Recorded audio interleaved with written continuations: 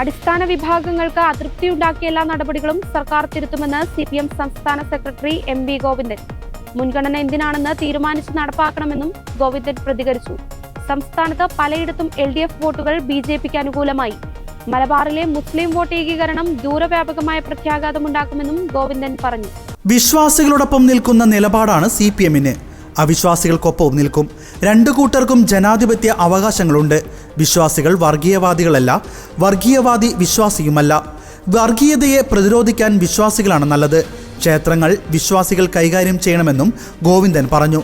വിശ്വാസത്തെ ഉപകരണമാക്കുന്ന RSS അല്ല ആരാധനാലയങ്ങൾ കൈകാര്യം ചെയ്യേണ്ടത്. ഇന്നല്ലെങ്കിൽ നാളെ വിശ്വാസികളുടെ കയ്യിൽ ആരാധനാലയങ്ങൾ വരണമെന്ന് തന്നെയാണ് CPM നിലപാട്. ഇപ്പോഴത്തെ അപകടത്തെ നേരിടാൻ കോൺഗ്രസ്സാണ് നല്ലതെന്ന് ന്യൂനപക്ഷങ്ങൾ ചിന്തിച്ചു. അതാണ് അവർക്ക് കേരളത്തിൽ നേട്ടമായതെന്നും അദ്ദേഹം പറഞ്ഞു. ജമാഅത്തെ ഇസ്ലാമിയുടെ വനിതകൾ നന്നായി ജനങ്ങളുമായി ചേർന്ന് പ്രവർത്തിക്കാൻ കഴിവുള്ളവരാണ്. അവർ UDFുമായി ചേർന്ന് പ്രവർത്തിച്ചു. അതാണ് മലബാറിൽ UDFന് ഇത്ര നേട്ടമുണ്ടാക്കാൻ കഴിഞ്ഞത്.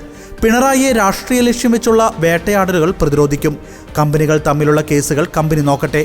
പിണറായിക്കെതിരെ ഒരു കേസ് പോലും ഇപ്പോൾ ഇല്ലെന്നും ഗോവിന്ദൻ കൂട്ടിച്ചേർത്തു.